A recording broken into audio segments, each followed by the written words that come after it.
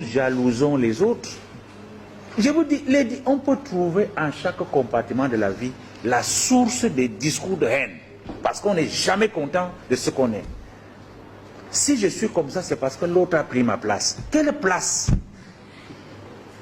Dites-moi. Chacun de nous a un destin.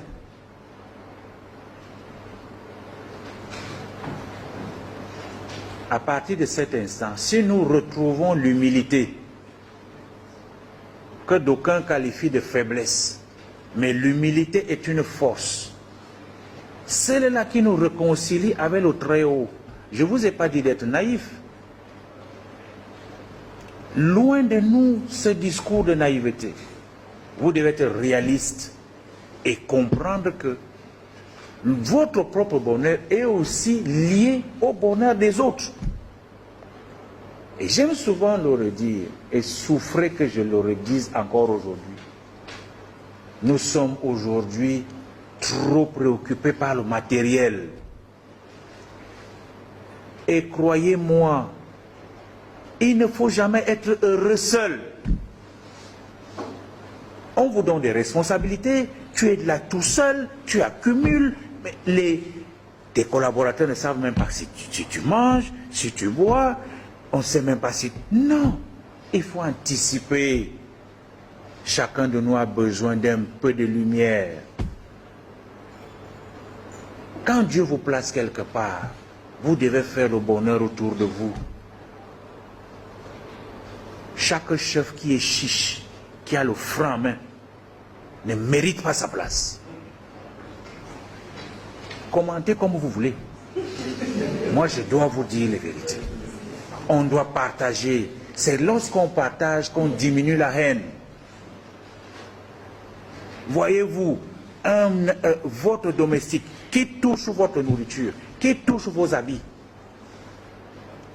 vous attendez que le mois passe 10 jours avant qu'il commence à grincer les dents. Patron, est-ce que c'est pas possible? Faites attention. Il faut anticiper, donnez-lui 2 ou 3 mois d'avance. Et au-delà de son salaire, faites quelque chose parce qu'il touche à votre nourriture. Qu'est-ce qu'il ne peut pas faire avec?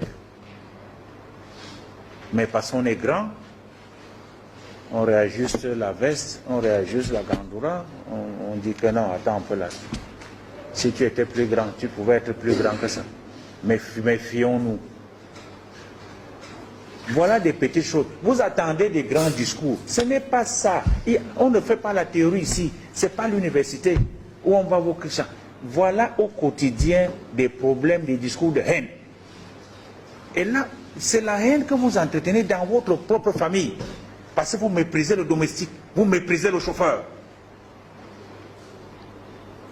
Vous méprisez votre épouse. Il faut lui dire merci quand il vous a fait une bonne sauce. On n'est pas très sérieux, nous les hommes. On est méchants même à la limite. Dieu seul sait quand une femme prend du temps pour se brûler les mains. Elle fait le plantain, elle fait le riz, elle fait ceci. Toute cette bonne nourriture, elle pose là. Tu finis de manger, tu ne dis pas merci. Les femmes ne sont pas en reste.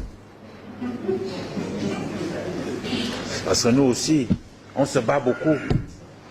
Matin, midi et soir, on transpire. On amène quelque chose à la maison. Mais quand on arrive, accueillez-nous bien.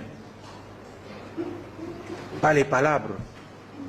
Du matin au soir, tu étais où? Tu faisais quoi? C'est patati patata. Non, il y a toujours, c'est le désordre. Ça chauffe. Et quand ça chauffe comme ça, le mari, il est obligé d'aller ailleurs là où c'est calme.